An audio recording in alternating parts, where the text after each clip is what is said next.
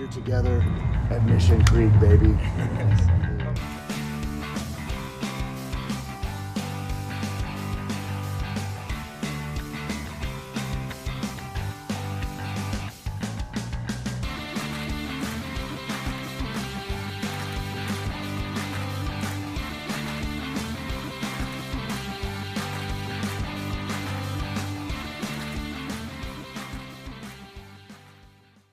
Yeah, Mission Creek was founded on the tenets of being a music and a literature festival.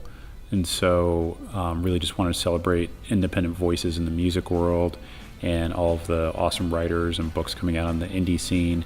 And I think it's still that. And it's hopefully there to attract people who are involved in that, whether they're up and coming bands or, writers who are just cutting their teeth or have just been indie for their whole lives. As well as kind of like wider audiences, trying to open a door to like bring them in to like be like, hey, just like maybe you've never heard of this band before, but just check them out, see what happens. Maybe you love it, maybe you hate it, but it's just like part of that journey, and just trying to like turn people on to like just even checking something out that they might not have seen before. Like one of our goals is that every single kind of person who lives in Iowa City, across like age, like interests, race, ethnicity, just socioeconomic background, like everyone can just find a reason to be in here and have like a really good, amazing time, and that hopefully the time that they have in here just like reinforces their happiness about being here or helps make them happier being here. So obviously I think Mitski will be like a pretty big draw, but she's just been like herself, like really like her own kind of aesthetic qualities. She doesn't like bend to anything. It's just like Mitski's Mitski.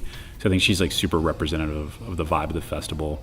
And this band, Good Morning Midnight, is going to be playing with her. That's based out of Iowa City. So it's cool to have like that pairing, like Mitski coming from Brooklyn and then, Good Morning Midnight being from here. So Good Morning Midnight started around 3 or 4 years ago as my solo project. We're performing at the Mitski and Jason show, and I feel excited and nervous about it. The sound, a lot of people describe it, compare it to like 90s bands like Dinosaur Jr. and Yo La Tengo.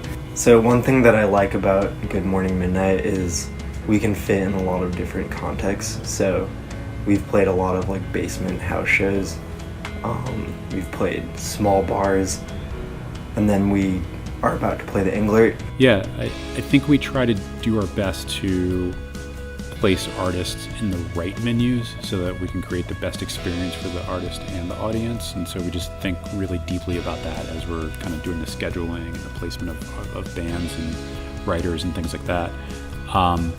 And at the same time, I think we also want to surprise people a little bit about what can happen inside of a venue. I think we definitely push people's expectations of the Englert. Sometimes we'll have like really like avant-garde like electronic stuff in the Englert, and people are like, whoa, like I did, like that's not what I was expecting when I came in through the doors. And Gabe's, of course, is just like the classic rock and roll club. So we put all sorts of things in there, from rock to rap music to folks doing more electronic stuff. So I'm really proud of the people that put it on. They really built it up into this cool thing. Sure have. And so bringing this newer band in is really fun. And I mean, for me, obviously, this is a hometown festival. This is my home base. That's where I've been based for most of my career. So for me, it's more than anything a chance to play with my buddies in this band that I really enjoy playing with.